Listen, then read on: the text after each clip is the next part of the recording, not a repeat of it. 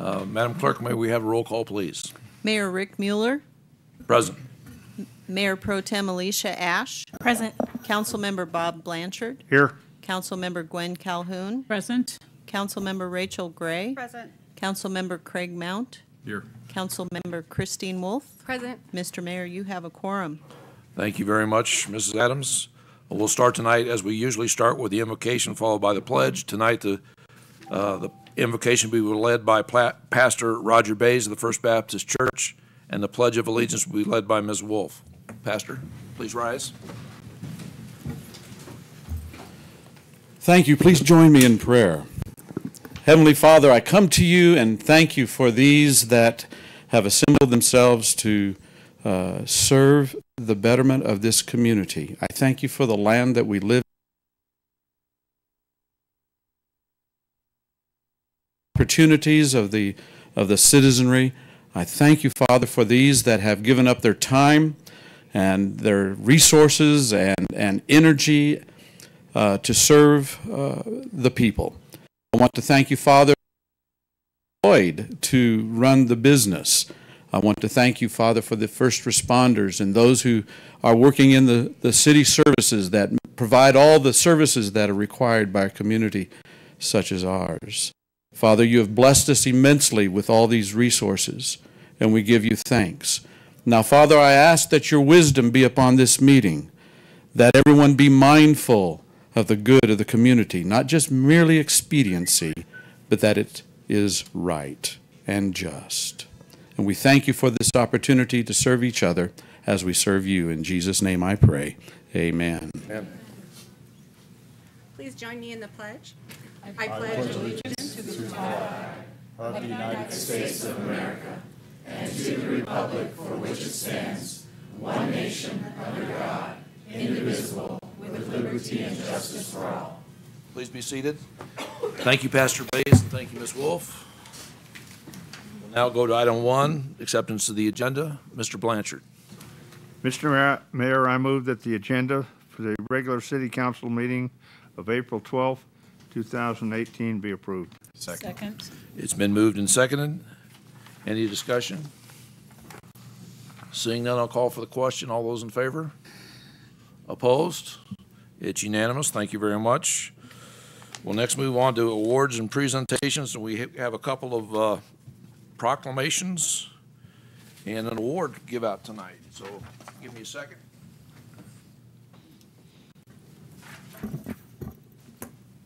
Thank you.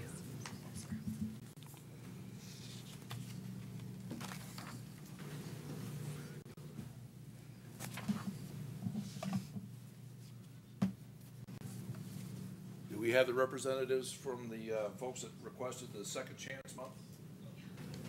Please come forward.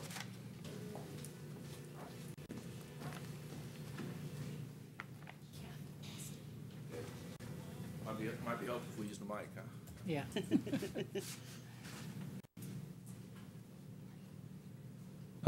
This is Kathy Boston, and it's my honor and privilege as mayor of the city of Sierra Vista to offer the following proclamation on behalf of the good citizens of Sierra Vista. Whereas the President of the United States has proclaimed the month of April 2018 as Second Chance Month, and whereas, according to the Bureau of Justice Statistics, each year approximately 650,000 inmates complete prison sentences and rejoin their communities, but unfortunately 2/3 of those released are rearrested within 3 years, and whereas the President of the United States is urging that we must do more at the community level and use all of the tools at our disposal to break this vicious cycle of crime and reduce the rate of recidivism. And whereas for the millions of Americans, to include citizens of the city of Sierra Vista, the keys to successful reentry are becoming employable and securing employment, and we encourage expanded opportunities for those who have worked to overcome bad decisions early in life, and emphasize our belief in second chances for all those who are willing to work hard and turn their lives around. And whereas, as a city, We are stronger when our citizens who have returned from incarceration have stable jobs that allow them to provide for both themselves and their families.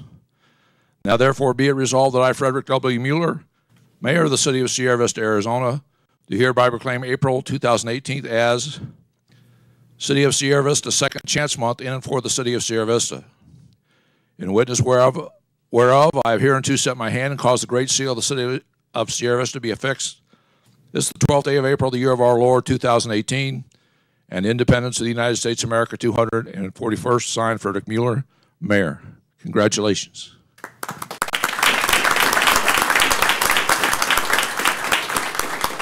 Thank you, Mayor. And this says it all in a nutshell. We cannot talk about economic development without including that demographics of those that return home from prison. So we're asking, even as a nationwide, they're making efforts to help people coming home from incarceration reintegrate successfully back into the community. One of the major obstacles is employment. You know, so we're asking those that are in a position to offer a chance. They have a wealth of support behind them. Will they all succeed? No. But without giving them a chance, we would never know. So that's what we're asking, and we appreciate this, and we are in relationship with many service organizations. I happen to sit on a subcommittee with the governor's office for reentry. The governor recognizes that reentry is very important, and the faith community, as well as other organizations working together, can make our community safer and can make sure that opportunities for employment exist for those that are coming back home from incarceration. Thank you very much. Thank you for everything you do.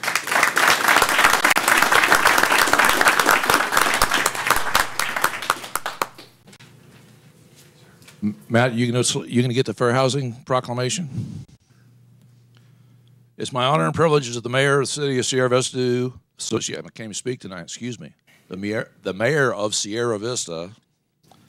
The following proclamation: whereas in 1968 and 1988 federal housing acts declare that it is a national policy to ensure equal opportunity in housing, and whereas these acts prohibit discrimination in the sale, rental, leasing, and financing of housing or land on the basis of race, color, national origin, religion, sex, disability, or familial status.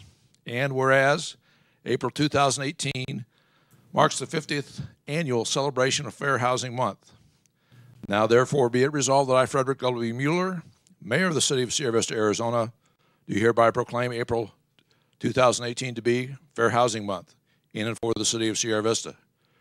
In witness whereof I have hereunto set my hand and caused the great seal of the City of Sierra Vista to be affixed. This is the 12th day of April, the year of our Lord 2018, and Independence of the United States of America, 241st, signed Frederick Mueller, Mayor. Matt, congratulations.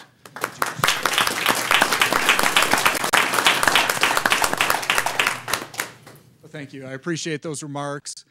And while this has been a matter of routine each April over the past years, I think it's especially important to note that yesterday marked the 50th anniversary of the passage of the Civil Rights Act. The Fair Housing Act is Title VIII of that law.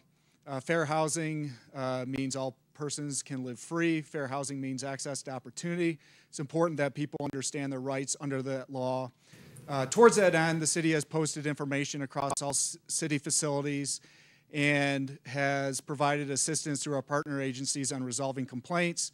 While the numbers are relatively low, we had 3 contacts last year.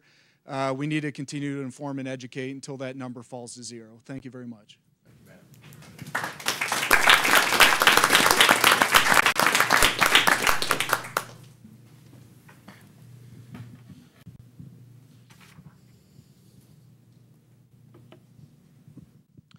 And now can I have Linda come up, please? Miss Jones is one of our budget gurus who deals with the budget on a regular basis, so she's one of those gnomes that you rarely see outside of City Hall. And once again this year, the City of Sierra Vista has received the Government Finance Officers Association Distinguished Budget Presentation Award. for the fiscal year starting in July 1, 2017. And Linda, I want to congratulate you on all your hard work and all the efforts of the entire staff to support you in putting this budget together and executing the budget. Again, this is a very high honor, and it's one in a whole series of I don't know how many years we've received this award, but obviously you're keeping the standards high, and that's appreciated. So congratulations.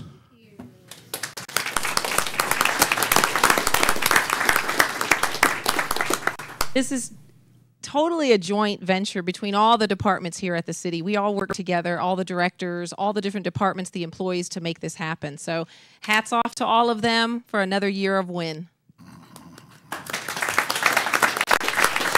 We'll now move to the city manager's report. Mr. Patuchik. Thank you, Mayor Mueller, members of the council. We have an upcoming regular work session scheduled for the 24th of April, 3 p.m. here in the council chambers.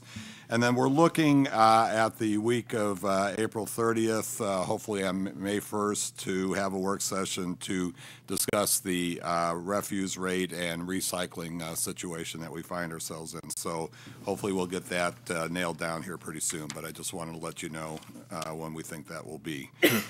We have 3 projects to talk about tonight. First one is the Cove heater replacement. That was advertised between March 25th and 29th, and the proposals for those will be opened on April 20th. The part of our annual street maintenance work this year involves the Bella Rosa pavement replacement project in Canyon de Flores. Those bids were opened March 30th, and it was awarded to the firm of B&R Paving. And then we're currently reviewing our airport refuse and aviation fuel supplier bids. 2 responsive bids were received, AvFuel and Epic Fuels, and those are still under evaluation. And that's all I have tonight. Thank you, Mayor Mueller. Thank you, Mr. Any questions for Ms. Patuchik on his report? A question. Yes, ma'am. Is B&R local? That's great, thank you. Anyone else? Thank you, Mr. Patuchik. We'll now move on to item number 2. Ms. Gray. Thank you, Mr. Mayor. I move that the consent agenda consisting of the approval of the City Council meeting minutes of March 22nd, 2018, and Resolution 2018-029, restating the city's commitment to fair housing in Sierra Vista, be approved. Second. It's been moved and second. Any discussion or corrections to the minutes? Not seeing any. I'll call for the question. All those in favor? Opposed? It's unanimous. Thank you very much. We'll now move on to new business, item number 3. Ms. Wolf. Mr. Mayor, I move that ordinance 2018-006, City Code Text Amendment to Chapter 90, Animals and Domestic Fowl, be approved. Second. It's been moved and second. Mr. Pregler, may we have the staff report, please? Yes, you can. Thank you, Mr. Mayor and members of council. This is a request, as stated in the resolution, a request for code amendments to Chapter 90 of the City Code, specifically related to domestic fowls. Before I get into the specific amendments, I want to talk a little bit about the history of chickens in the Development Code. Development Code adoption in 1986 referenced the raising of chickens as an accessory use only in the urban ranch zoning district. In 2011, the city was receiving a number of questions from residents asking about the legitimacy and the allowance of chickens within residential zoning districts.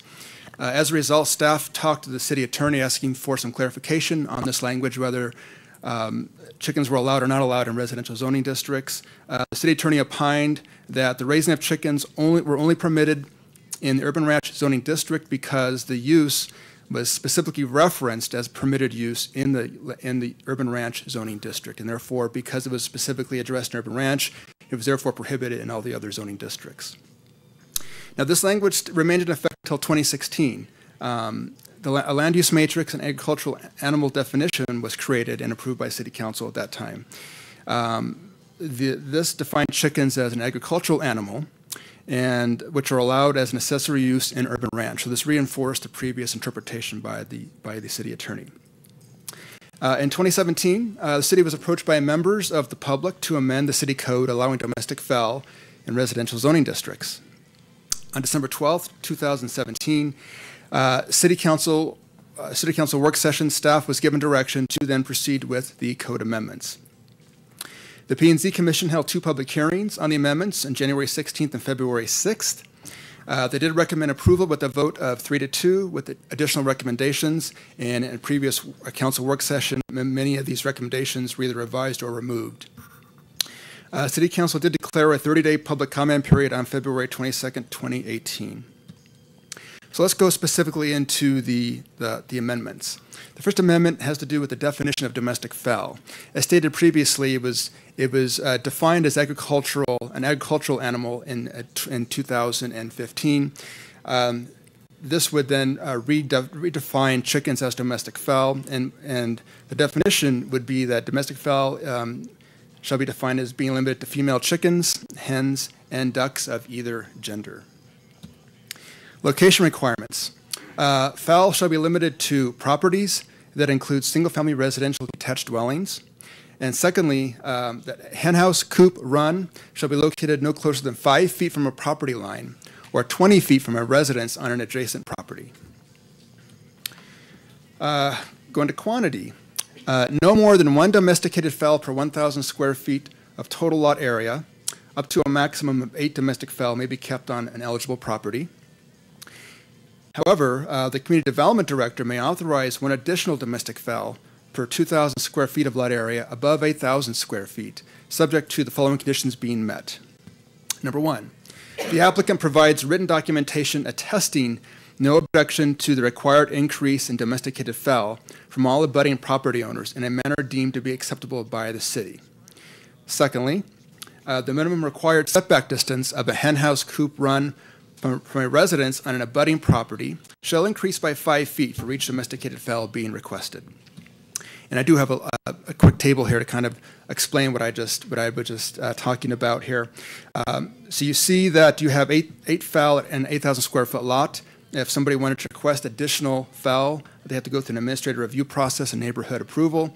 So looking at the 2,000 square foot ratio, if you wanted to have fowl on 10,000 square feet, you could have 1 additional fowl at 9, 2 additional fowl at 12,000 square feet, so on down to 36,000 square feet, which will allow you 22 fowl.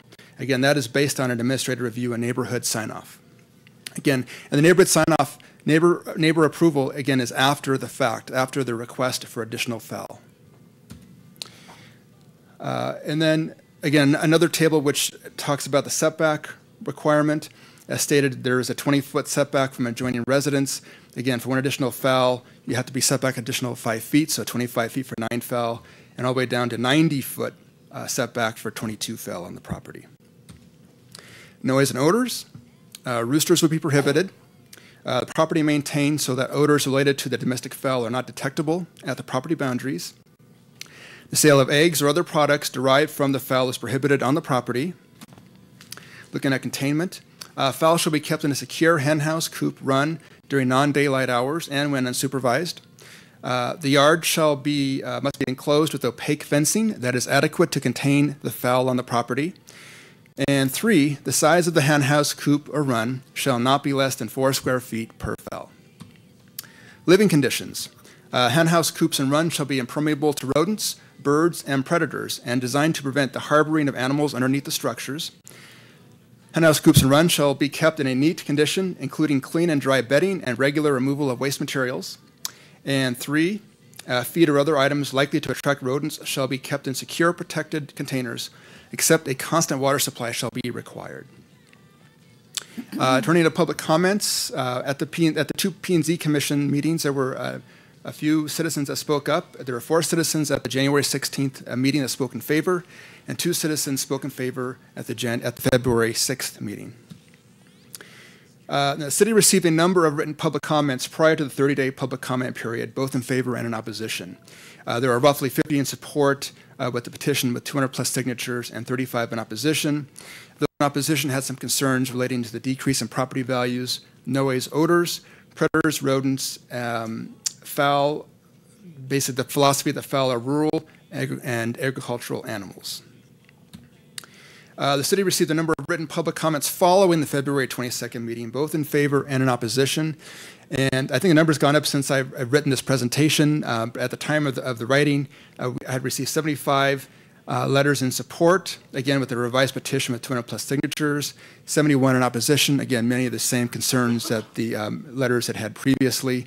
I presented those in your packets to you. I think I separated them by both support and opposition, and I alphabetized them for you so you can kind of see exactly who was making those comments. And I also wanted to state that I know there's been some recent discussion about some of the animal control comments. I wanted to let you know that staff has been working with animal control since the beginning of this process. And in fact, many of the comments that they provided are actually integrated into those into the amendments. For example, they had requested banding, and that was actually, as you remember, was recommended at an earlier work session. Also, the idea that the concern about some of the chickens flying over some of the fences, again, that was tried to be addressed by the fact that all the fowl had to be enclosed when unsupervised. So again, a lot of their concerns have been integrated in a lot of the amendments. In terms of some of the enforcement issues, that's been addressed at a number of work sessions already, and it's true if the amendments are passed, the city will have to create some sort of a formalized enforcement process. However, there are concerns about the enforcement, and that is the reason why the city manager has recommended denial of these amendments tonight. So with that does conclude staff's report. Thank you, Mr. Pregler. We have a number of people that want to address us tonight, and we're going to do that. But I want to ask the council if you have things specifically for Mr. Pregler to ask, and of course you can have a crack at him later too. But specifically for Mr. Pregler. Yes. Okay. Hi, Jeff. And I had asked that because one of animal control's issues were, I guess, when you buy baby chickens, you don't know what they are. And I had asked for a number with the percentages on that. Did you find that out for me? Yes, I did. Thank you, Mr. Mayor, Councilmember Gray. We actually contacted a number of the local feed companies here in town that sell chickens, in addition to looking at some research in other communities. They're averaging about 5% of those that are sold are male chickens. Okay. 95% would be females. And you just don't know, right, until they're a few months old? Or right. It's something? difficult to tell, from what I've understood, to tell when you buy them. Okay. The sex of the chicken. All right, so 5% of those, and so that's an issue that would obviously be addressed and formalized. And let me make sure that there were some other things. I think you covered everything else that I was going to ask, so thank you. Okay. Anything specifically for Mr. Pregler before we go on to the public? Go ahead. Yeah. How you doing? Good. We won't go back through the dialogue we had on Tuesday because that's already out there for the record. We have gone through this drill before, but just to put it back on the record, the points that come up with the opposition, based on the recommendations that you're giving to council, do you feel that the ordinance that you're putting in place, which we just kind of walked through, does directly mitigate the noise and the odors to a reasonable level? And that, well, that's the first question. Thank you. Mayor Mueller, Councilmember Mount. To answer a question, we did a lot of research on specific standards for mitigation of noise and odors for chicken ordinances throughout the country. And the standards we have in place and are proposing tonight are actually standards that we see in many other communities. So it's very consistent with what we see. Thank you. Mr. Petichik wanted to make a comment. Sure. Mr. Mayor, Councilmember Mount, when we look at, all of our codes and ordinances, they really deal, primarily with people that aren't responsible. I mean, that's why we have an Animal Control Bureau, and that's why we have certain, ordinances in place for enforcement. And most people in Sierra Vista, whether it's dogs and cats, or in this case, chickens, are probably going to be very responsible owners. The amendments that are put in place are designed to help mitigate the situations that have been addressed in some of the negative comments that you're asking about, Councilmember Mount. My concern is all of those things are very difficult for us to enforce if there are people that aren't responsible. And well, we have as difficult time as we do already with the number of staff we have just dealing with dogs, cats, and wild animals and that kind of thing. So, that's primarily my concern with regards to enforcement and why I'm not recommending approval. However, some of my concerns are alleviated somewhat with the knowledge that many of our neighborhoods are governed by CC&Rs, all the Castle and Cook ones for that matter, that prohibit fowl in those neighborhoods. Some of those neighborhoods have active homeowners associations and boards that do active enforcement, so obviously fowl wouldn't be allowed in those areas. Others don't have active enforcement, and if this is approved, certainly the city would have to do some enforcement, but the individual property owner that, say, is in one of those neighborhoods does have the option of taking their own enforcement action through civil causes instead of using the city for enforcement. In that case, we would not be involved in those particular cases. So that does mitigate my enforcement concerns to a certain extent.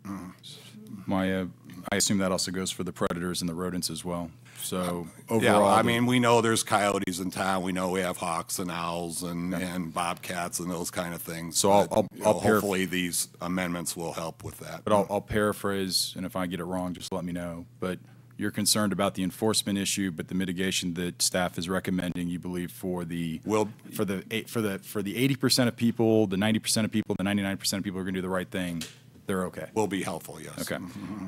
As far as and Chuck, this will come to you because you and I have had this discussion before in session. As far as the concern about decreased property values, in your professional opinion, being here for 30 years, especially over the last 10 years, do you think that chickens are going to be the root cause of property value incline or decline? Well, Councilmember Mount, I've heard that a lot through the years, primarily through a lot of rezoning meetings in a room more crowded than this.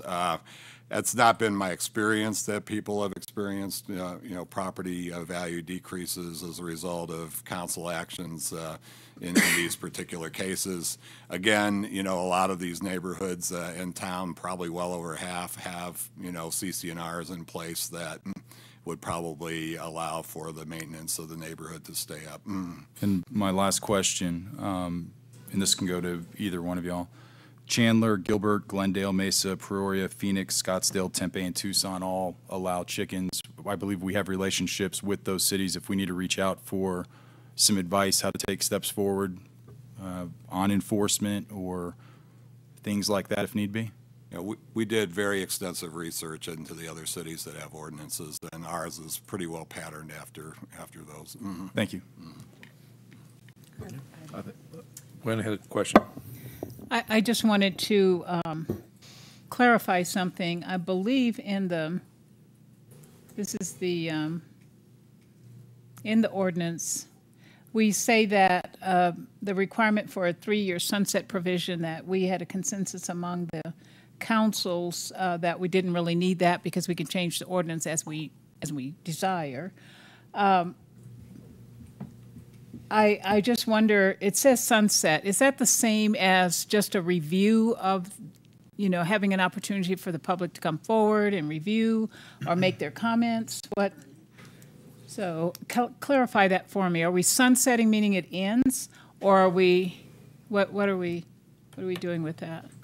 Mayor Mueller, Councilmember Calhoun, basically what you do is we are allowing these amendments to go into effect for 3 years, and after a 3-year period, there is a review by City Council, and at that point, you can determine whether to make these amendments permanent or to go ahead and remove the amendments from the code. So is that what number? I thought we took that out. Took that out. Why is that? No, it's out. It was out. That's correct. Yeah, okay, it says that it was superfluous. Yeah, it was removed. Because we can at any time, and the public can Right. at any time come forward and make express any concerns. Okay. Correct. All right. Got it. Thank you. You're starting to confuse me there. Okay, anything? Did you hit one Yes, more? I did. I'm sorry. I came across one more question in that email that I forgot to ask you. Do we specifically talk about breeding and I'm not going to pretend to know anything about chickens and ducks or how they do. But if we are allowing both male and female ducks, is that going to create a breeding issue? Mayor Mueller, Councilmember Gray, they can't exceed the quantity amount required in the code. So if they're already at 8, they cannot have any additional fowl on the property. Okay, so We're So- not allowing males anyways. yes, we are. It says specifically Ducks, male ducks. ducks. Sorry. So, but the So- thing is, if there's an egg, they have to take care of the egg. Right? Can you fix ducks? I mean, Well, I'm I mean, serious. the male will not be, the male will be doing what males do. However, should the eggs be eaten, there's chances of having a chick available. But it would be very small. I understand it'd be but it's still, we've got an issue there, I think, that needs to be addressed. Okay.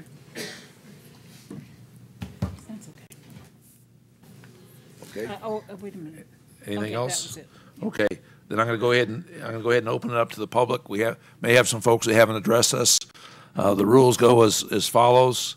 You have 5 minutes to address us. Once you start speaking, there's a light panel up here that'll light up. It'll go from green to yellow to red.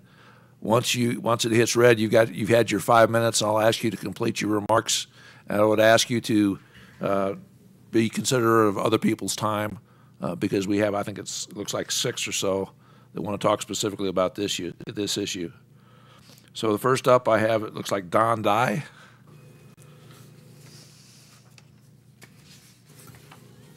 Hi. Oh, that's really loud on background. I'm Dawn. I've been in the community since 1994, and I'm a nurse. I've been a nurse for 20 years this May. I just want to give you guys some information from a standpoint other than they're nice pets so that you can make the best decision you can. I don't think everybody understands there are some risks with having fowl in the backyard. So, and I have in front of you some information from the CDC. I picked them because they are the primary agency that's used to investigate any disease outbreaks from fowl. And if you look on there, you can see I put some information on how many outbreaks there have been. There's been a huge increase since about 2012 that have resulted in about 517 illnesses and 93 hospitalizations and 4 deaths. And I need you to know, as a nurse, those are just the reported ones. Several people will come in for help, go to their doctor and say, I'm sick, I have nausea, vomiting, diarrhea, and we'll say, hey, you've got a virus, go home. You'll get better, you'll be fine. We don't necessarily test them. Also, recent efforts have been made by the state health departments and agriculture to work with feed stores because this incidence of salmonella has gotten so huge to try to get them to institute changes. And as far as, because basically all you have to do is pick up a little chick in your hand, snuggle it, and touch your hands, your face, your mouth, and you could possibly get salmonella. The chick could be the healthiest looking chick, it could be the prettiest little chick, you could still get salmonella and not know it. So I don't know if anybody has been to the feed store lately. Cow Ranch recently, they have like fencing around their chicks. You can look and not touch because the CDC is really trying to outreach with these people because you just don't know where you buy from, who's involved in federal programs that check their animals for salmonella. So that's one example. Also, the CDC has this new information thing. It's called Don't Play Chicken with Your Health. About the number of salmonella outbreaks that have been linked to backyard poultry. The biggest thing is people don't wash their hands. It's really simple. Your chicks could have, your ducks, a lot of people don't realize you can get it from ducks, can have salmonella. You can walk in there, walk anywhere around, bring that into your house. If you don't change your shoes, you don't change your clothes, you don't change, make sure you wash your hands, it carries. It lives on things. It doesn't just die. Next thing you know, one person can have nausea, vomiting, and diarrhea. It can spread to another person. And this is hard for a healthy person, but anybody that's vulnerable, your elderly, your cancer patients, your children, they have the most risk of the worst complications up to and including death. So I put some information in here just for you guys to review. Basically, it's just direct contact, just like the flu. You touch your face, goes in your mouth, in your lungs. It's really simple. They can flap as simple as flapping their wings, shaking themselves. It spreads to whatever it is. It can be in the entire coop. It requires a lot of work and dedication to keep a clean coop that's free of salmonella and other diseases. So just in 2017 alone, they saw the largest number of illnesses linked to contact with backyard poultry ever recorded by the CDC. Contact with live poultry or their environment can make people sick with salmonella infections. Live poultry, including chickens and ducks, can be carrying salmonella again, but appear healthy, clean, with no sign of illness. Just in 2017, again, 1,120 cases in 48 states, 249 hospitalizations, and 1 death. So again, I just want to remind you that that's just what's reported. That's just what found. And I don't know if you know this, but salmonella actually has its own DNA. So the CDC can link the DNA of the outbreak to these chickens. It's really kind of fascinating science. So if a neighbor gets sick with salmonella, they can test the chickens from the next door neighbor and say, yep, that's where you got it from. If they fly into your backyard and they have it, your dogs walk in it, they walk in your house, it's really just a point of contact. It's very easily spread. And although I admire that people want to do this, it's a fun pet, it's a nice recreation, it is a health risk. And I wish everybody washed their hands, but judging by the flu we had this year, not everybody does. Not as much as we think we do. And we touch our face thousands of times a day without realizing it. So my last thing I wanted to go over is children and other groups of people have a greater chance of illness from handling live poultry than anything else in the area where they live and roam. That's a pretty huge statement from the CDC. That's not me. That's the CDC, our government, stating that. They have germs, the salmonella germs. Ms. Sy, I'm going to have to ask you to conclude your remarks, I'm done. please. Okay, so I just wanted to remind you of that. I'm trying to think of anything else, but I think I pretty much got my points across, and that was the fastest 5 minutes ever. Thank you so much for your time. I appreciate it. Thank you. Next up, we have Will Bailey.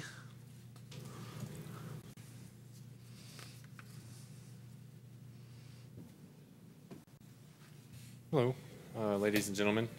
Sorry, I've never done this before. This is my first council meeting. Hi, I'm Will. I was at work today when I found out about this, so I don't have anything prepared. I didn't have time. I'm not here necessarily to even talk about chickens. I understand that's a fascinating problem in itself. What I am here to talk about is where this leads, this decision that you're making today. I don't just look at the one point in front of me. I try to look at all sides when it comes to any kind of decision or topic. And right now our country has a lot of them. You know, there's a lot of debate about a lot of things. So try to get us to the point as I can. If you start allowing neighbors to decide what you, as a law-abiding citizen, can or can't have, that's just, it's going to lead to so much more problems. I work hard to earn the things that I have, to own the property that I have. If I want chickens, if I want to have dogs, cats, no one outside of laws that were made by councils like yourself should be able to tell me yes or no, you can have those, all right? And now I understand that you're only saying that you're going to give, you want to include neighbors into the process if you're going to have extra chickens. You want to make sure that, hey, it's okay with you. And that's great, but you can do that as a citizen, as a neighbor. You should be communicating with your neighbors anyway. You don't need a council or a law or an ordinance or anything to do that. I can walk over to my neighbor and say, hey neighbor, my neighbor's Paul. Hey Paul, how you doing? I want to add an extra chicken, is that okay? And he'll be like, yes or no. I'm like, okay, and I can take that into consideration.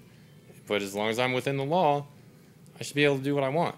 This is America. We're supposed to be free to pursue happiness. If having an extra chicken is going to make me happy and I'm within the law or the ordinance, there shouldn't be anyone that can tell me otherwise. Now, the problem with that is when you open this door, the whole adage, give an inch, take a mile, comes into play. You start letting neighbors have the authority to say, well, I don't like the fact that he has chickens, no, you can't have anymore. Well, at some point, that's going to extend and get warped into, I don't like your loud car. I don't like the fact that you have a pit. Because we all know there's a huge stereotype about pit bulls and that breed of dog. I personally don't think there's anything wrong with them. I've had many of them, and they're just fine. But that's my opinion. So who's to say that 2 years from now, after you pass this, someone's going to be like, well, hey, if we can tell them they can't have more chickens, I don't like the fact that they have a pit bull. Are you going to come take my pit bull from me? Who has the right to do that? No one should have the right to do that, especially just your average Joe. When you're making these decisions, you have to think about the lowest common denominator in our society, right? And I'm not trying to be mean, I'm not trying to be sarcastic, but there are people that are far less intelligent than us. There are people that are not intelligent, maybe that's the wrong word, uneducated, right? There are people that are opinionated, people that are just angry, people that are bitter, whatever is going on in their world, and maybe they just want, I don't like the color of his fence, I'm going to make him change his fence that he paid his money and earned, right? He's not breaking any laws, but I don't like it. But hey, you can't do that. This is my fence, this is I want it to be this color, I paid for it. Well, yeah, but we can tell you not to have chickens, why can't we tell you not to have a different colored fence? I also ride motorcycles. My motorcycle is loud. It's louder than most cars, but it's not loud above the law. It's still within law. But if my neighbor doesn't like the fact that my motorcycle is loud and I come home late one night, are you going to come take my motorcycle? Is he going to tell me I can't have it now? Like that's where this will go. And it's easy to not look at that when you're making these decisions, because right now we're just talking about chickens. And I understand that. But I'm just saying this is where it goes. Not everyone is the nice law-abiding citizen or just the courteous neighbor, and I get that. But those are the people that are going to create the problems for you down the road. So why don't we just go back to being good citizens and good neighbors and just talk to our own neighbors? And if they say you can do something, fine. If you want to talk to your neighbor and they agree with it, great. But I guess my point is they shouldn't have the power to control what I do or don't do. If you, ladies and gentlemen, put a law into place, that should be the law, and there shouldn't be well, let me ask your neighbor. Like, no, you made the law, this is what it is, let's just stick to that. And I guess that's really all I have to say. Thank you. Thank you.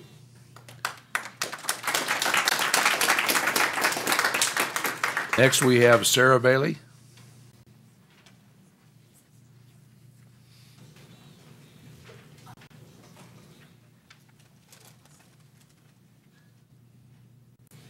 Hello, I'm Sarah. I follow the same suit as Will. I found out about this about an hour ago, so I typed something up real quick, the best of my ability. Hopefully I do not read my typos. I fail to see the purpose in asking my neighbor's permission to own an additional chicken. The law should be set on how many can be owned, and that should be the end of it. If the idea behind this proposed measure is to mitigate any ill will between neighbors due to the noise, smell, and predators, then it's far too late and far too vague. There is, as has been stated in a previous meeting, a social contract among neighbors to keep clean and keep quiet. Noise ordinances are in place, HOAs are already regulated, and apartment contracts are written up and signed. However, those don't always follow through. The neighbors' concern about predators, the city is already failing in terms of that. There are several city-regulated areas within Sierra Vista that are overrun by brush and trees for months at a time that provide hiding places for small mammals, in turn drawing in the predators such as snakes and coyotes. My extra chicken is going to do no more damage than what the city already neglects. Amendments 90-11A, 5, 6, 8, and 9 through 12, which I will address later, impose fairly strict guidelines as to the housing and access to the chickens. If these amendments are to be enforced, my extra chicken should not draw any more attention than any other person with their several chihuahuas. In terms of smell, having one chicken to my neighbor will already produce enough smell to make people turn their noses up. I have neighbors currently who do not believe in cleaning up after their dogs, and it gets hot in Sierra Vista. I feel the argument of smell holds no bearing once this law is into place by allowing chickens to live in residential area. The limiting of chickens per square feet is enough already to hinder whatever gross amounts of smell will come with the multiplying of the chickens. Additionally, amendments 9 through 12 already cover what is to be done in order to avoid the smells. 90-11A10 specifically stating smells cannot be detected from the property line, and A11 indicating all manure not used for fertilizer to be removed promptly. If the city follows through With implementing these amendments, my neighbor's opinion of whether or not there will be an increased smell will be invalid, because since I'm a law-abiding citizen, they shouldn't be able to smell the ones I already have. Noise is going to happen regardless of what this council tries to enforce now or in the future. That was a typo that I read. I previously had a neighbor with 6 children. Not once did they come and ask if I was okay with them having another child. And babies cry a lot.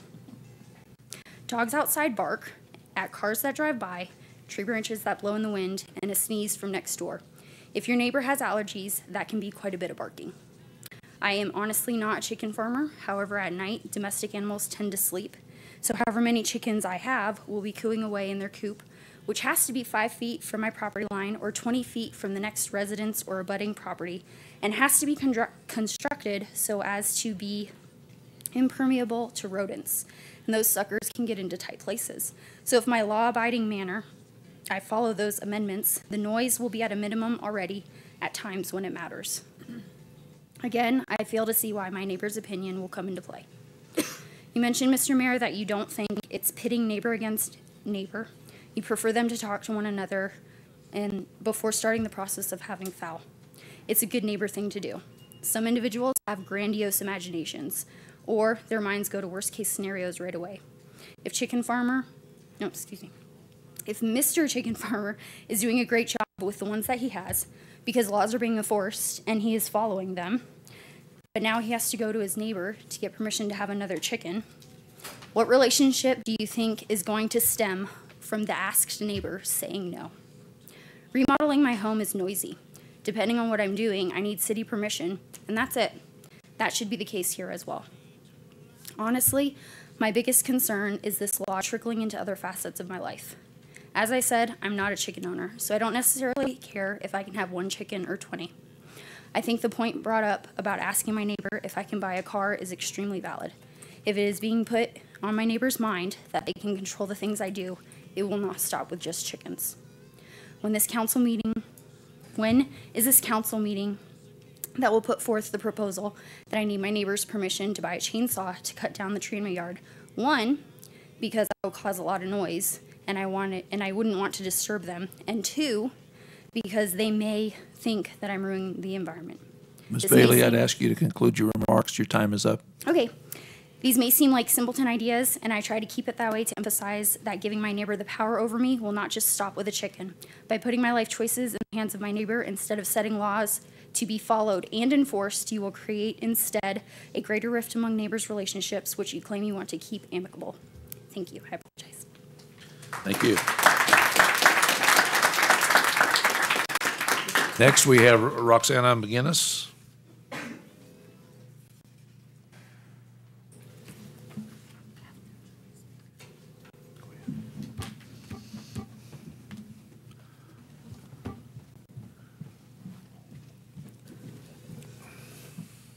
Mr. Mayor, City Council, thank you for the opportunity to speak. I just wanted to open by thanking a few people. As most of you know, this started as a very grassroots amendment or ordinance proposal by a few members of the community. They have worked diligently for the majority of the last year on this particular ordinance.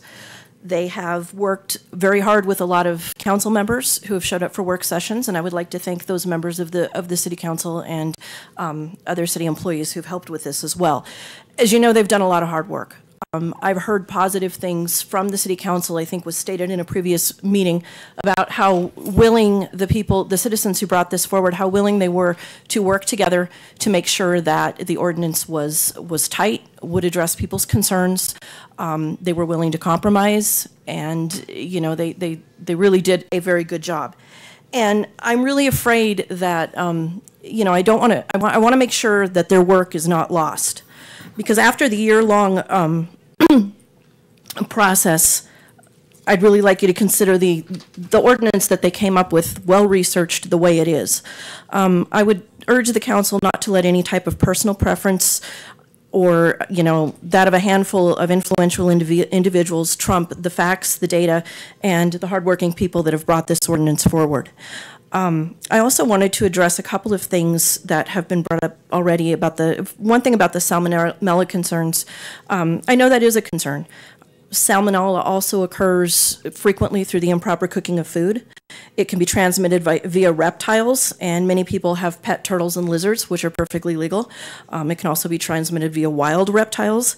Basically, what it comes down to is its personal responsibility. The salmonella is a hazard that is highly unlikely to spread to any type of neighbors who are not in direct contact with the birds on a daily basis. So it really is, it may be a hazard to the people who own the chickens. They need to learn how to manage them responsibly. It's really not much of a hazard to neighbors. And again, with smells, food cleanup, that type of thing. It's already been stated by one of the council members that probably close to 50% of, and I wasn't aware of this figure, but if it's anywhere close, if close to 50% of the neighborhoods in the city are already governed by some type of homeowners association, those are neighborhoods that will not have chickens. There's also neighborhoods that, due to being multi-family housing, do not qualify for chickens, or perhaps the lots are too small. So really, when you think about it, this probably would only apply to about half or less of the city residents that would be able to even have poultry under this proposed ordinance.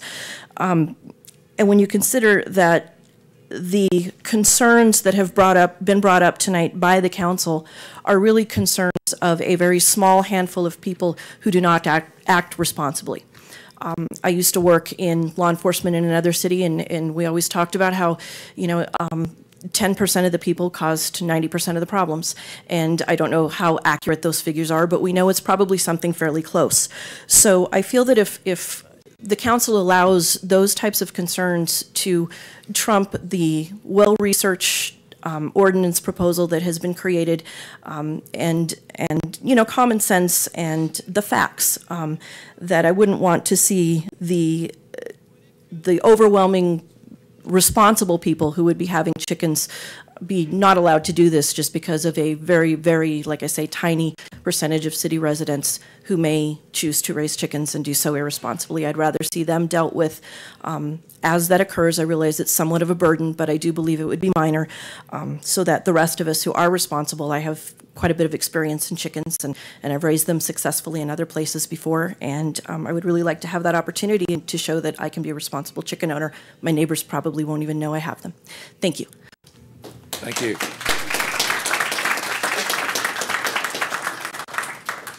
And I apologize to Robert. I think it's Lehrman. Lehrman. Sorry, sir.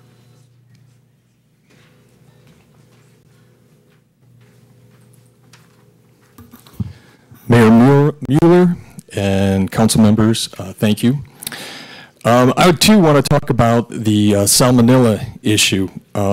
Miss Donatella, I think her name was, the registered nurse, she brought up some excellent points, and all of those facts are accurate. We do have an increase in salmonella cases in domestic fowl and backyard chickens, but the reason for that is because more people have them now. If you look at the rate of the people who had backyard chickens in 2012 and those cases of salmonella attributed to them, and the number of people that have them now, it's flat. It's the same percentage. It's true that last year there were 1,120 cases of salmonella attributed to backyard chickens, but there were 1.2 million overall cases of salmonella in the United States. 1.2 million cases of salmonella, and of those, 1,120 were attributed to backyard chickens, according to the CDC. Given the current population of the U.S., the overall general contamination rate of salmonella for the general public is 0.37%. So about a third of 1% of the population contract salmonella in a given year. When we look at the USDA estimates that 0.8% of residents have backyard chickens, that's approximately 2.5 million people. So out of 2.5 million people, there were 1,120 cases of salmonella last year. That is less than 0.0005% of chicken owners that contracted salmonella. The risk of getting salmonella is less for a backyard chicken owner than for the general public. So I just wanted to make that point. Also, there was a lot of talk about the smell of chickens.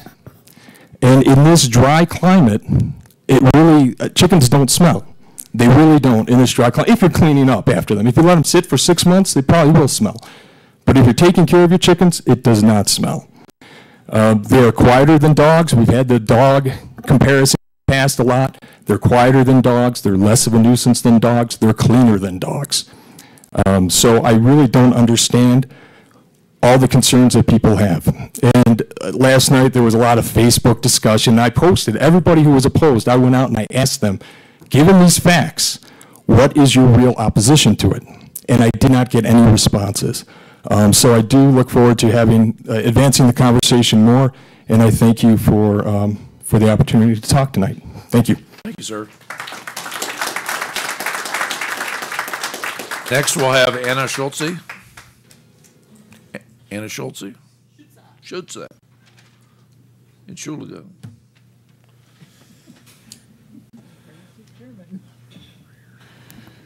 Mayor Mueller and Council, thank you for letting me speak again tonight. I know we've talked several times before. My name is Anna Schutze. I've been a resident of Sierra Vista for 14 years. I have owned the same house right here in town off of 7th Street for 10 of those years. I have stood here a few times now telling you about the merits of chickens and using logic and statistics to show you that all of the fear and stigma surrounding them is untrue, as have many others just tonight. But I have never explained why I personally want chickens. Let me start by saying, for the people that have been in support of this for the last 14 months, we've been working on it. Allowing chickens is such a small ask. After all, why would you not allow citizens to have an animal that has far less of an impact on the neighborhood than commonplace pets that nearly everyone has? The backlash for us is confusing because it is all based on an artificially manufactured stigma. Had I gotten up here and just straight out asked if we could permit the keeping of an animal that is less noisy, carries less diseases, and will help you take care of your yard without mentioning the word chicken, I wonder if anyone would have batted an eye. What none of us has really wanted to say, though, is that to us, to those of us with a different worldview, keeping chickens is a very important first step. I want chickens because I want my children to learn that there is a better way. I do not want them to lose touch with life and death as many of our youth have. I am very close to a person whose nephew shot and killed his sister for being annoying because he didn't understand what death really was. Having a small flock teaches a life of stewardship and compassion for living things outside of themselves. I want chickens because a couple of years ago, I realized that as humans, we think we can do better than nature. And in all of our trying, we destroy the place that we live more and more.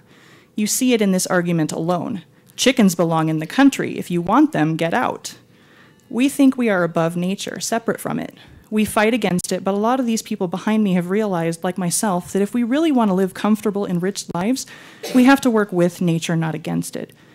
Because whether some of us want to or not, we live in a world filled with living things, and pouring concrete over them, spraying poison on them, and banning them from your population centers doesn't change that fact. Are backyard chickens going to save the world? Of course not. And I'm sure there are many people who are shaking their heads at my crazy rant right now. But what harm is there in letting us live as we believe humans should live on this planet? What harm is there in letting us try to produce and give something back rather than consume endlessly? We aren't asking for cows, for pigs, for goats and horses. There's no space in a backyard for that. But there's always room for a small handful of chickens. And that's all we ask tonight. I want chickens because it is one small thing that I can do myself to open the door to a better life for myself and my family. Thank you. Thank you. Next, we have Ann Gent.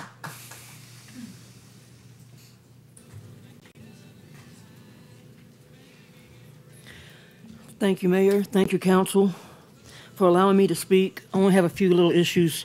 Number one, the salmonella risk. I've had salmonella 4 times, 3 times from the Po Folks restaurant that used to be here in town. I was severely ill, almost died, and once from a McDonald's. And I'm a reptile keeper, have been for over a decade. It's a myth that salmonella lives in all reptiles 24/7. I've had them, never had one of them have salmonella. I've got 5 now, and none of them have salmonella. Also, I don't have her name with me right now, but there is a lady in town that's preparing to offer a rooster sanctuary so that if someone should buy a chick from one of the feed stores and it turns out to be male, and you happen to be living in the city and you have a male instead of a female, there'll be a place for that rooster to go so that that person can stay in compliance with the city. Okay? As far as unsupervised fowl in the backyard, not being fenced in, that's fine with me, and I'll tell you why. Chickens are extremely smart, a little bit too smart for their own good sometimes. And you clip their wings one time, they're going to learn real quick, hey, I can't jump over the fence and go traipsing down the back alley, okay? And there you have it. They're going to be in your backyard forever, okay? As far as permission from my neighbors, I'm adamantly against it. I will not let anyone be that deeply into my life. I don't tell anyone else what to buy, what curtains to hang. I will not allow anyone to do that. Now, I think the city council needs to entertain this possibility. I'm prior law enforcement, but I am not active law enforcement at this point. So it's not my job. I leave it to this fine gentleman over here to go and deal with, say, an issue like domestic violence. If my neighbor has a domestic violence issue and happens to be having a bad day and he's got anger issues, and I'm mandated by the city to go talk to that neighbor, and I get hurt because he's having a bad day or he has anger issues, I'm not suing that neighbor. I'm suing the city because I would not have been on his property dealing with him had I not been mandated. Okay, that's how I feel. That's my personal opinion, because I've seen it up close and personal and how quickly something can go bad. I don't want to be part of someone else's personal life. I don't want them to be part of mine. Other than that, I will say one last thing. The salmonella risk, you have to, as the nurse stated, it has to get into your body for you to be sick. You can take a raw chicken on your kitchen counter and have it full of salmonella, and you touch it and you wash your hands thoroughly, you're not going to get sick. Don't wash your hands, don't do it right, you're going to get sick if you put it to your mouth. Okay? People are scared to death of my reptiles sometimes. Oh, the first thing I say, well, why? Salmonella. Don't worry about it. Because to get it from a reptile, you got to handle fresh infected feces with your hands. Don't wash your hands, put your hands to your mouth. Who's going to do that? Okay? I'm not going to stand up here and tell you I want 20 chickens, okay? But I don't think that a regular residential home should have any problem having, say, 8 chickens. The noise level is not going to be anything, very much of a problem to deal with. There's a way to deal with the, if you come up with a rooster instead of a hen, and I want to say one more time, I am so adamantly against asking my neighbor for any permission. I won't do that. But should I be mandated and I get hurt in the process of complying, I want the city to understand they will hold that liability. I am not going to go to the homeowner's insurance. I'm going to go to the attorney. And I just want you guys to realize I'm not sue crazy by any stretch of the imagination. But if I'm mandated and I get hurt because of a city mandate, I'm going to hold the city totally responsible. And I just wanted to bring that up because I don't think anyone has addressed that possibility. And we all know we got a lot of people with a lot of anger issues, for one reason or another. I just don't think it's a good idea to put neighbors that deeply into other neighbors' lives. It's not constitutional, and it's really just plain and simply not a good idea. Thank you. Thank you, ma'am. Before I close it to the public, is there anyone else that would like to address the city council on this issue? We got a hand up right here. Oh, yes, ma'am. You need it. You need the microphone pulled down too, and you need to tell us. You need to tell us your name when you get ready to start speaking. And hi, my name is Trinity Harrison, and I made a chart of chickens, if they should be allowed in backyards or not.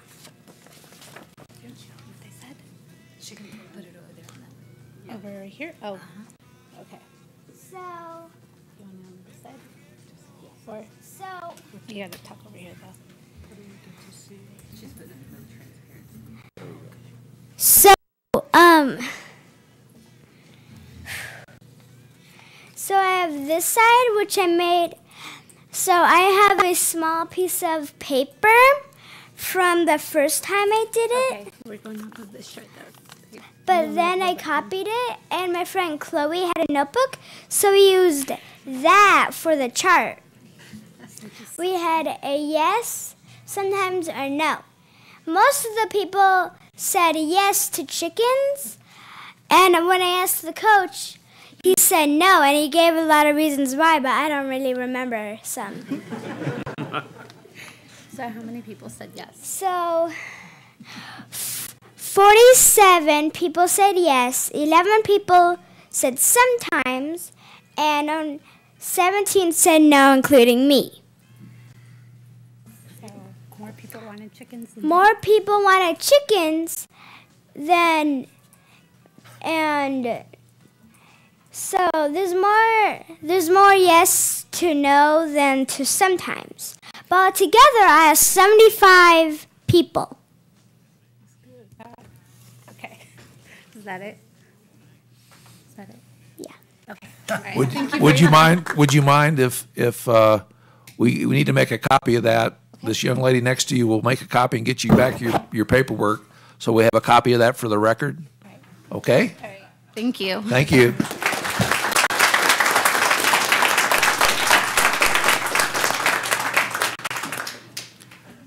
Anybody more articulate than that? I wouldn't want to follow that either. Okay. I'll close the meeting to the public. Council discussion. Yes, sir. Yeah, just Mr. Mayor, because I know that maybe our work session with some of the things that were discussed at the end may have had a little bit of confusion, but just for clarity, because I know that some of us are coming into this maybe a little bit later in the game than those who started 14 months ago.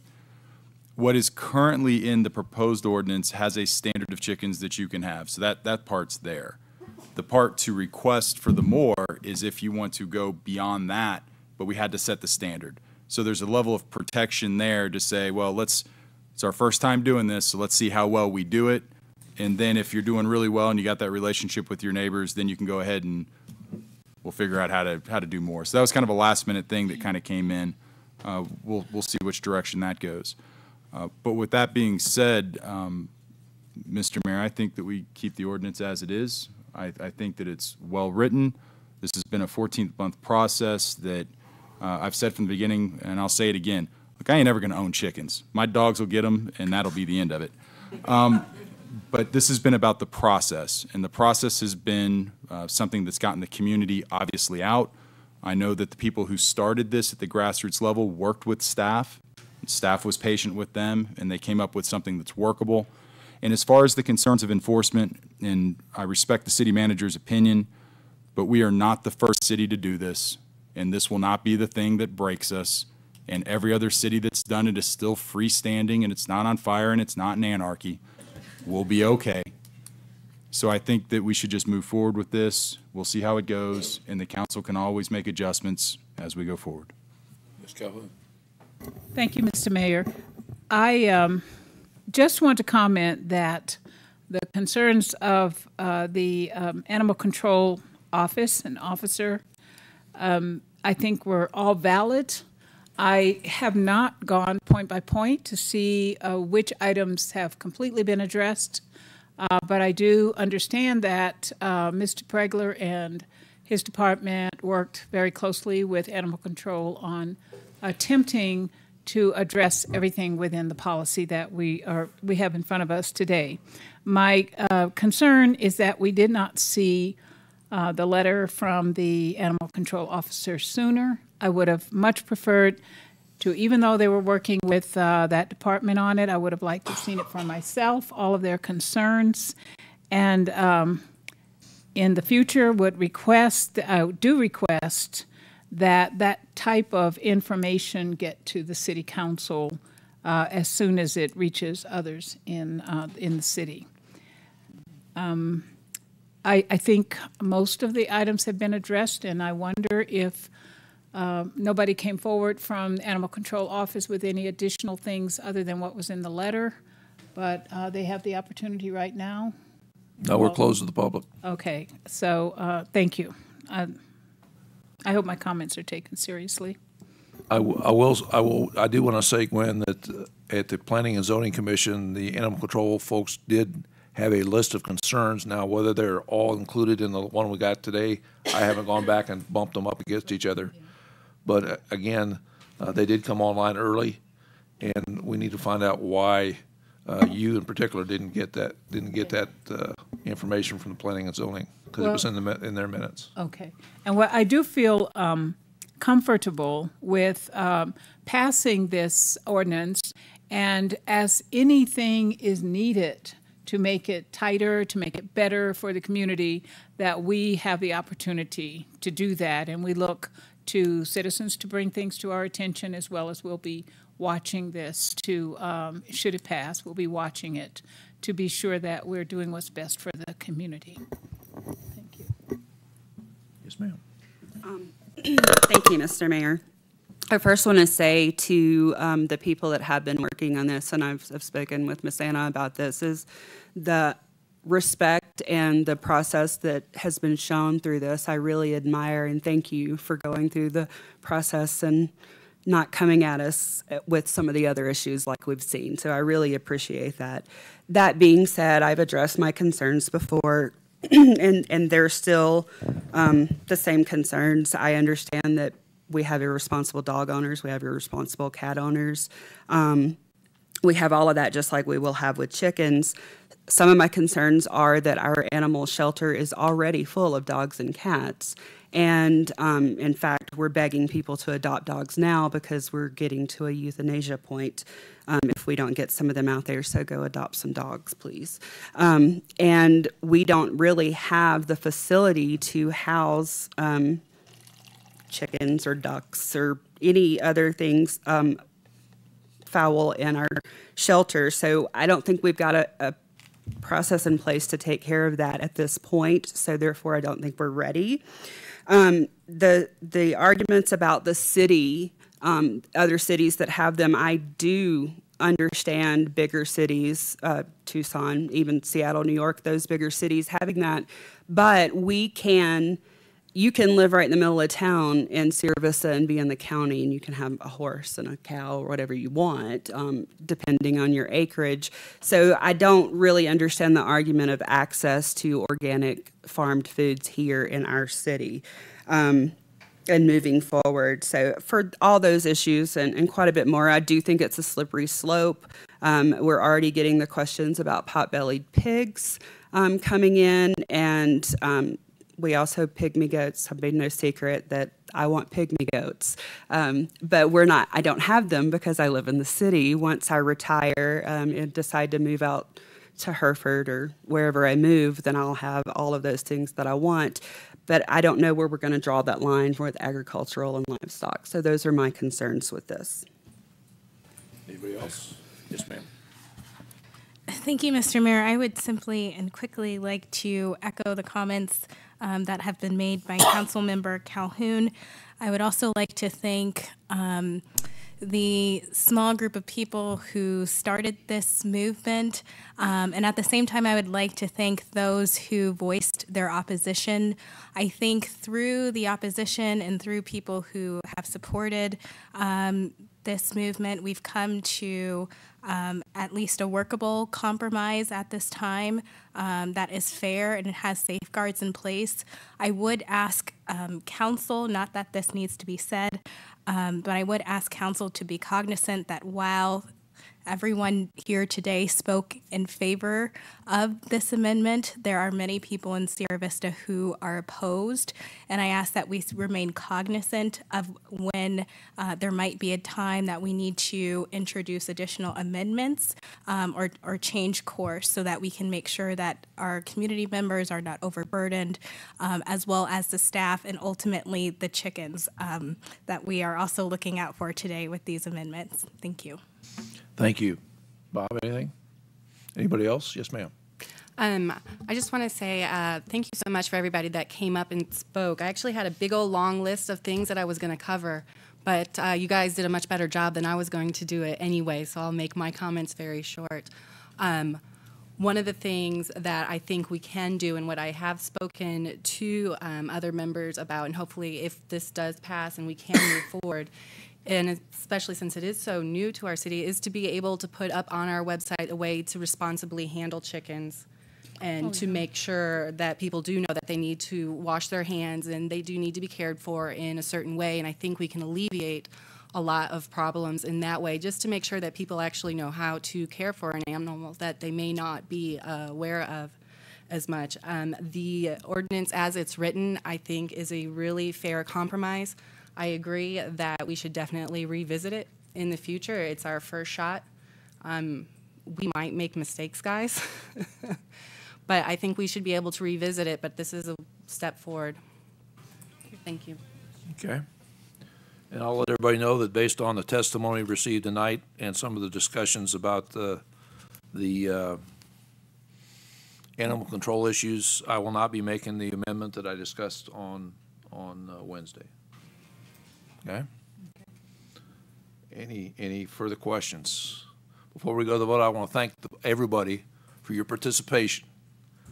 You elected us to make decisions and listen to you. I think everybody has listened to you, thought thoroughly about the issue, and whether they're going to vote for or against. I think they've taken into consideration all your efforts and appreciate the fact that this is a government that works for you. So with that, if there's no further discussion, I'll call for the question. All those in favor? 4, opposed? 3, motion carries.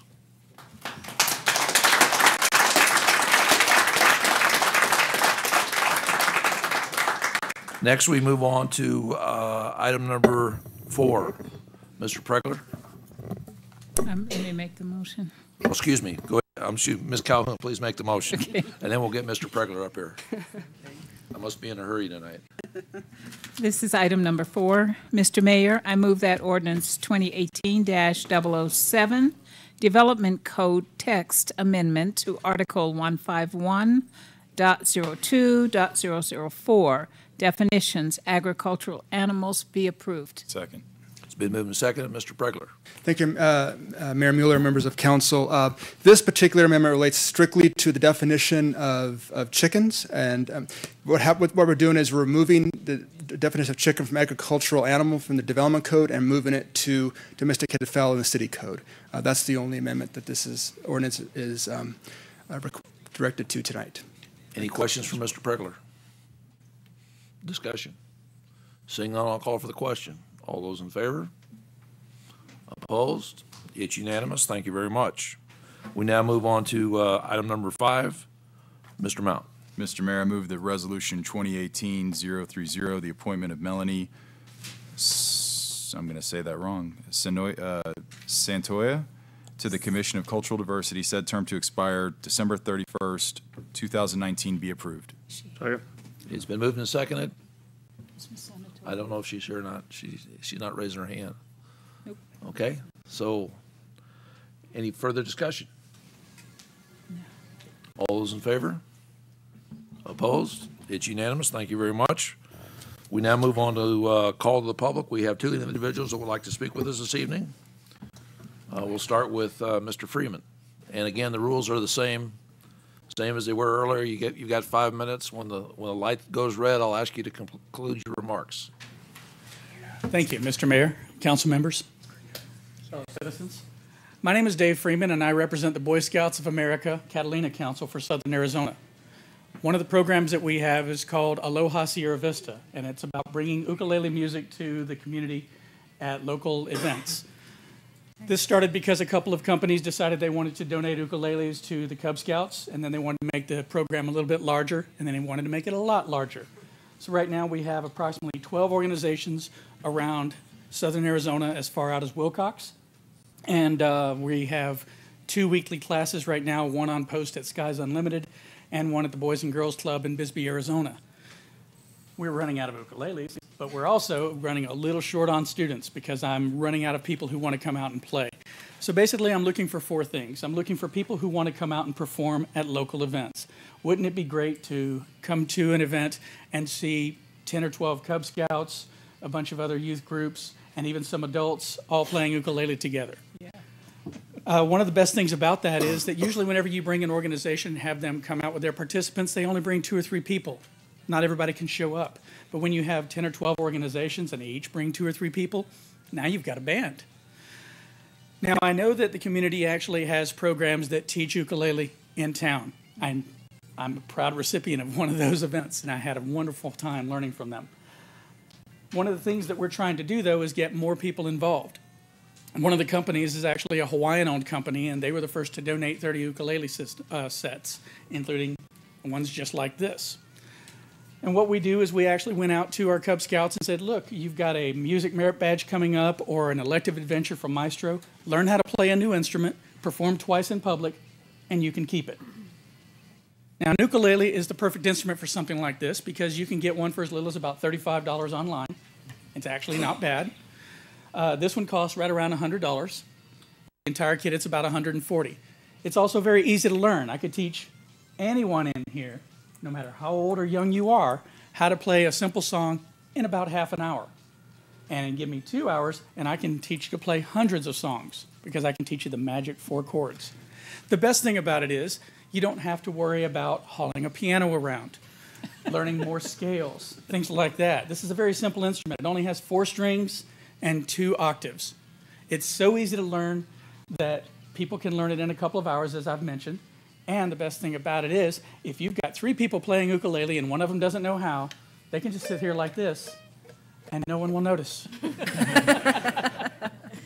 So if you've never learned a musical instrument before, don't worry, we can teach you how. If you don't have an ukulele, the more that get donated, the more we can share. We've given out almost all of our ukuleles so far, and we're having a wonderful time playing. The other 3 things I'm looking for, if anyone would like to be a volunteer instructor. All of our instructors are volunteers. We don't get paid, and we don't care. We're having a lot of fun, and the cool thing about it is once you start playing ukulele, you can't help but smile. We will teach you how to play. We will even help you get an ukulele, and we'll provide you with lesson plans and all the resources you need so you can teach. The third thing we're looking for is events. We have a number of events coming up on our calendar. If you have a grand opening, if you have a bingo game going on and you'd like some background music, maybe a little Hawaiian flavor to it, give us a call, let us know. We'll be happy to help you out. And then finally, if you want to donate, I'm going to tell you something you've probably never heard before. We will not accept monetary donations. The reason for that is because there are 2 organizations above me and they always get a cut, and I don't like doing that. I will give you information on where you can purchase more ukuleles, more equipment, and then when you give us that equipment, we will immediately give it out to the community, and I will make sure that your donated instruments are featured at every performance in the future, which means a lot of press for you. Also, we'll give you our tax ID number so you can write it off. If you have any questions about this, I'd like you to reach out to me either at BSA, that's Boy Scouts of America, bsa.alohasv@gmail.com, or find us on Facebook. Just do a search for Aloha Sierra Vista. We've got a public page and a private group that you can join once you're part of the program, and that's how we coordinate everything. And finally, I'd like to challenge the members of the council.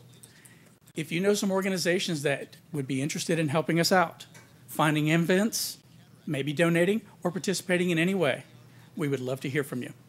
That's all I have. Thank you very much. Thank you.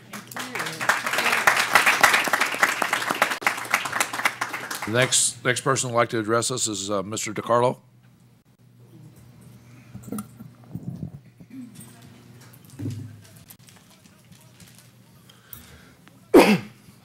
Good evening, Mayor, Council, and staff.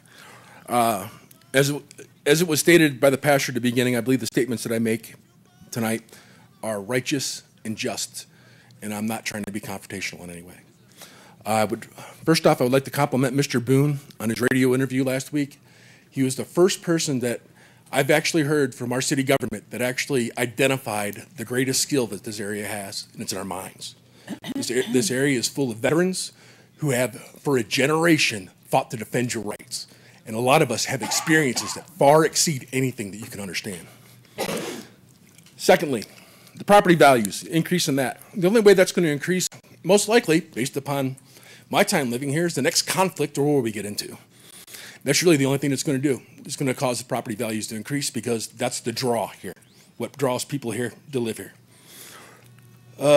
Last council meeting, it was a sad day for the freedom of speech. A man was trying to give his history lesson, and he was silenced during the call to the public. It was very sad.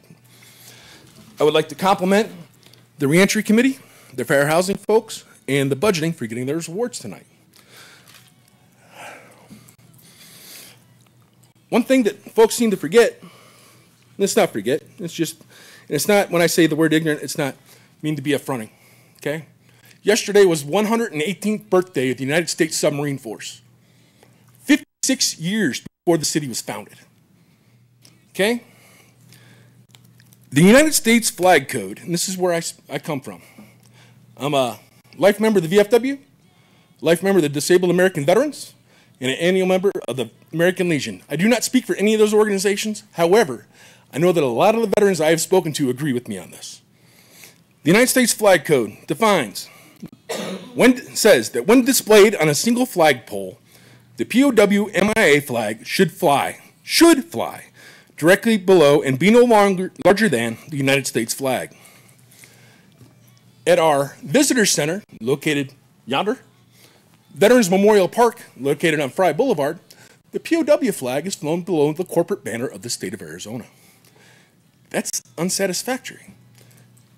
If you can take for a moment and understand where the value for these community block grants is obtained from, these community block grants that have ADA sidewalks in the county that we built, that are not in the city, spending our money, our value, expending that value must be recouped by young men and women that are volunteer to go overseas in your stead to make black and white decisions to obtain that value. I've spoken to you before on some laws that we've annulled, not paid attention to, and not prosecuted members of the city council, or not the city council, I'm sorry, members of the city government, that we just kind of brushed under the table. I think that if there's a statute of the state, we should annul that so that to the mind's eye, we can understand whose shoulders and backs we're placing this acquisition of value for these community block grants to come from. I thank you very much for your time. Well done to everybody that spoke tonight. You guys are much more eloquent than me, and I want to compliment everybody that spoke. Thank you very much for your time. Have a nice evening. Thank you, Mr. DiCarlo. We'll now move to comments and requests of council, and we'll start tonight with Ms. Wolf. Thank you, Mr. Mayor. I don't have a ton to add other from what I had said earlier. I would just ask the people who do know how to raise chickens to reach out to other people and help them to make sure that we're doing it in a safe manner, both for the chickens and for our citizens. And two, I am going to throw Councilmember Mount under the bus because I think he would look awesome with a ukulele. I've been there. I've done that. You really want to just see him in a grass skirt. I know the deal. I know the deal. You want to see him in a grass skirt. I was over there playing it when they did the thing. Okay, we'll go on to Mr. Blanchard. Mr. Blanchard. I have nothing. Thank you, Mr. Blanchard. Mr. Mount. Thank you, Mr. Mayor. I really don't have a lot. I've talked a lot over the last 14 months, so I think the day is late. Thank you very much for your cooperation, and thank you very much for going through the entire public process, and thank you. Thank you, Mr. Mount. Ms. Gray. I just have two things. First, and I will challenge the rest of council to do this, I will pledge to donate one ukulele. I love them. I play the piano, so it's a little harder to get around with those. And secondly, I was in an IDA meeting right before I came here, and we've just had 2 members who are leaving town that have resigned, so there's no longer a quorum. So we need IDA members for the IDA board. And everyone. So that's a call for volunteers. Yes, and they have to be. They have to live within city limits proper. Yeah. Got you. Okay. Then we'll go on to Mrs. Calhoun. Mrs. Calhoun. Thank you, Mr. Mayor. A couple of things. I want to express how important it was that Trinity was involved in the process. Thank you, Trinity. It's such a good thing for young people to recognize what it means to be involved in city government, and that's good citizenship. Thank you so much, Trinity, and thanks, Mom, for helping her along with that. And also, I want to advertise a little event. Saturday is going to be extremely busy in our community, the 21st. Also, there's a lot of things going on this coming, but for the 21st, the National Alliance on Mental Illness, NAMI, is holding a fundraiser, which is a March for Mental Health. We'll meet at the Rothery Education Center, the gym behind the old Apache School, and march from there all the way around the city park and back again to Apache, the old Apache Middle School. Rothery Education Center. The walk will start at 8:30. If you are not registered, just come a little bit early and get registered, or you can go online to March for Mental Health and register at that time. It's a very important organization for our community, which I'll do a little plug, which educates the public about mental health and advocates for those with mental illness. So thank you for any help you can give to that organization to help our community and help those in need. And I'm contemplating the ukulele. We'll see. Thank you so much. Thank you, Mrs. Calhoun. Mayor Pro Tem Ash. Thank you, Mr. Mayor. Excuse me, sorry. I would also like to thank the parents who brought their children who got to see our local government in action. And on that note, I would like the members of the Youth Commission to stand and be recognized. There's 2 of them here. Come on, stand up.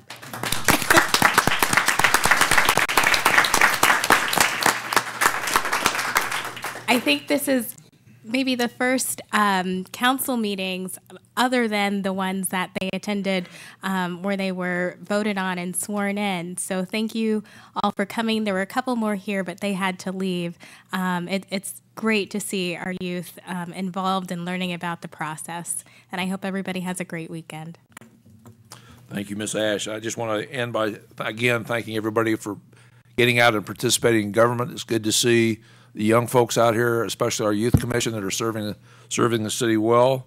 With that, I see no other business before the council. Meeting is adjourned.